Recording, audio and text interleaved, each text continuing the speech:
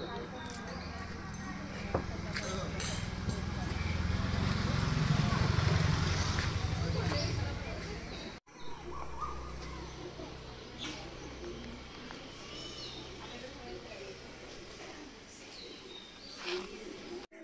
जाना लगा रहता है।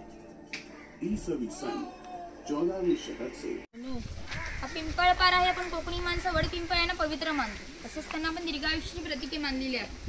पिंपळपार असे म्हणतात कारण ह्याच्या भोवती दगडी कट्टा बांधलेला आहे, त्याला पार असे म्हणतात। हा पार सुमारे 400 वर्षापूर्वी बांधण्यात आला। जेव्हा बांधला गेला तेव्हा ते पिंपळाचे रोप लावण्यात आले, म्हणजे हा पिंपळ सुद्धा 400 वर्षापूर्वीचा जुनाच आहे।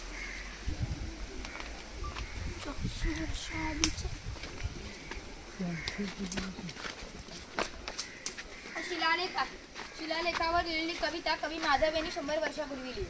चिपळूण येथे झालेल्या पहिल्या कोकण मराठी साहित्य संमेलनामध्ये या कवितेला कोकणची प्रातिनिधिक कविता म्हणून स्वीकारण्यात आली। या कवितेत कवीने कोकणच्या निसर्ग सौंदर्याचे सुंदर असे वर्णन केले आहे। कवितेमध्ये नंदनवन हा शब्द आला आहे।